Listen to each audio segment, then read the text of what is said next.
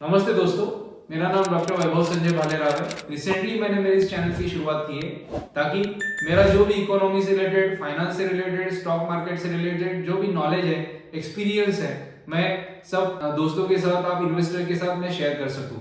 दोस्तों, हम आज हमारे वीडियो में जानेंगे कि बेसिक इन्वेस्टमेंट क्या होता है और इन्वेस्टमेंट के क्या ऑब्जेक्टिव्स होते हैं, उसके बारे में सोचना पड़ेगा। उसके बारे में आपको एक पॉजिटिव अप्रोच आपको क्रिएट करना पड़ेगा।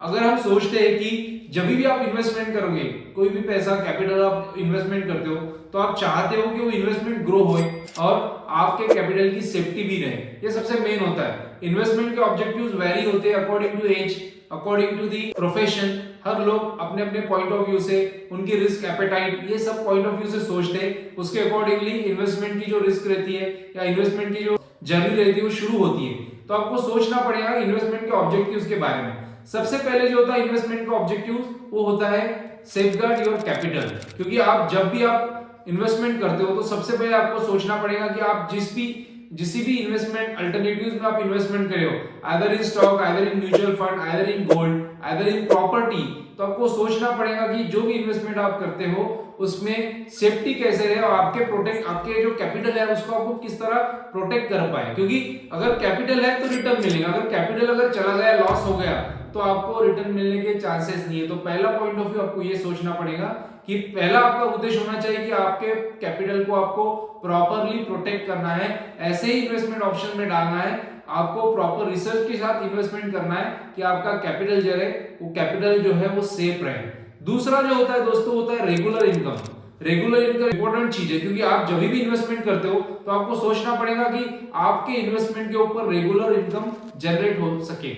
और वो रेगुलर इनकम आपके स्टैंडर्ड ऑफ लिविंग को मेंटेन करने के लिए हेल्प करती है। आपका जो भी एक्सपेंडिचर है उसको मैनेज करने के लिए आपको हेल्प करती है। क्योंकि रेगुलर इनकम अगर है तो आपका जो लाइफ है वो प्रॉपरली सेट रहेगा, आप सारी चीजें प्रॉपरली आप कर सकते हो। तीसरा जो उद्देश्य है, जो सेविंग है, वो ग्रो होना चाहिए। क्योंकि आप जब भी इन्वेस्टमेंट ऑप्शन में आप जब इन्वेस्ट करते हो तो आपको सोचना चाहिए किस तरह वो कैपिटल ग्रो हो और उसमें किस तरह पॉजिटिव रिटर्न मिल सके।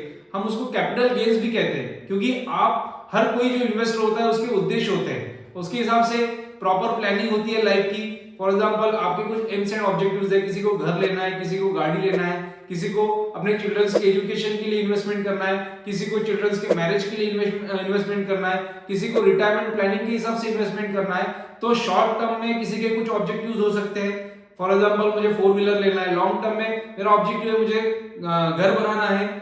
उसके बाद और लॉन्ग टर्म में मेरा एक ऑब्जेक्टिव है बच्चों की शादी के लिए, एजुकेशन के लिए मुझे इन्वेस्टमेंट करके रखना है ताकि उनका फ्यूचर सिक्योर हो सके। तो इसलिए आपको सोचना पड़ेगा कि जो भी आपकी सेविंग है वो प्रॉपर तरीके से ग्रो हो। और एक उद्देश्य होना चाहिए दोस्तों, build fund for your emergencies. क्योंकि लाइफ अनसर्टन है, कभी भी लाइफ में कुछ इमरजेंसीज आ सकती है।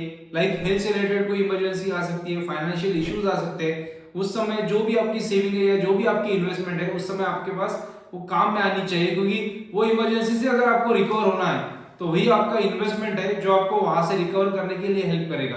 इसीलिए आपकी इन्वेस्टमेंट इस तरह प्रॉपर होनी चाहिए कि जो भी अनसर्टेनिटीज आती है या इमरजेंसीज आती है उसको आप प्रॉपर तरीके से फेस कर सको और पॉजिटिवली उसको अप्रोच कर सको, ताकि वो जो भी अनसर्टेनिटी या इमरजेंसी है उसका आपके लाइफ के ऊपर इंपैक्ट ना हो। और इन्वेस्टमेंट आप जो सोचते हो इन्वेस्टमेंट के बारे में, तो आपको अपने फ्यूचर रिटायरमेंट प्लानिंग के लिए भी सोचना चाहिए। क्योंकि मैक्सिमम लोग जो होते हैं इन्वेस्टमेंट इसलिए करते हैं कि जो आपकी रिटायरमेंट लाइफ है वो आपको प्रॉपर तरीके से जीना है, प्रॉपर तरीके से उसके लिए प्लानिंग करना है दोस्तों।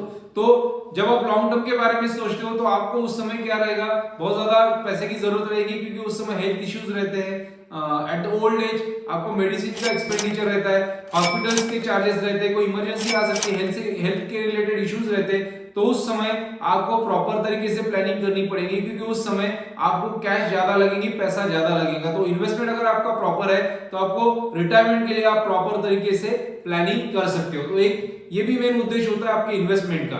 दूसरा है टैक्स सेविंग। जो भी आप इन्वेस्टमेंट करते हो तो आपको सोचना पड़ेगा किस तरह आप अपने टैक्स को मिनिमाइज कर सको। बहुत सारी इन्वेस्टमेंट ऐसे रहती है कि जिसके ऊपर आपको रिटर्न मिलता है तो टैक्सेबल होता है। तो आपको ऐसे इन्वेस्टमेंट के बारे में भी सोचना पड़ेगा ताकि आपको टैक्स के लिए प्रॉपर प्लानिंग कर सको और अपने टैक्स को मिनिमाइज कर सको, अपने टैक्स को आप एग्जेम्प्ट कर सको। और मेन जो उद्देश्य होना चाहिए होता है लिक्विडिटी। लिक्विडिटी का मतलब होता है कि आप जो भी इन्वेस्टमेंट करते हो उसको आपको कैश में कन्वर्ट करते आना चाहिए। अगर आपने पूरी इन्वेस्टमेंट अगर प्रॉपर्टी में डाल दी है, रियल एस्टेट में डाल दी है, और रियल एस्टेट मार्केट अगर क्रैश हो गया या फिर रियल एस्टेट में जो प्रॉपर्टी आपको बेचना है उसको लेने वाला कोई नहीं है दोस्तों, तो फिर उस समय आपका जो इन्वेस्टमेंट है उसको आप लिक्विडेट नहीं कर सकते, कैश में कन्वर्ट नहीं कर सकते। सेम थिंग अगर कोई आप जैसे आप स्टॉक में इन्वेस्टमेंट करते हो तो स्टॉक में आप इजीली लिक्विडेट कर सकते हो।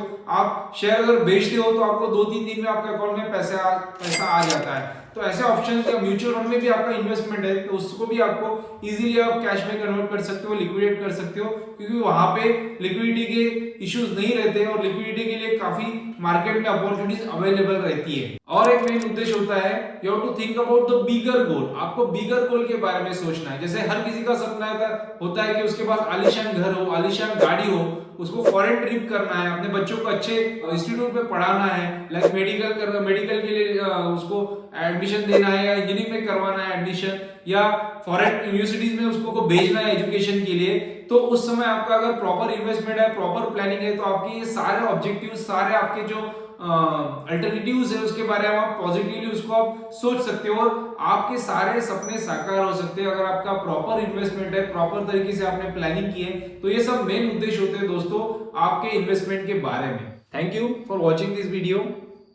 अगर आज का वीडियो अगर आपको पसंद आया है तो प्लीज इस वीडियो को लाइक कीजिए, आपके दोस्तों के साथ, फैमिली मेंबर्स के साथ इस वीडियो को शेयर कीजिए। फ्यूचर में अगर आपको इसी प्रकार के कंटेंट के ऊपर अगर वीडियोस चाहिए तो प्लीज मेरे चैनल को सब्सक्राइब कीजिए। Thank you.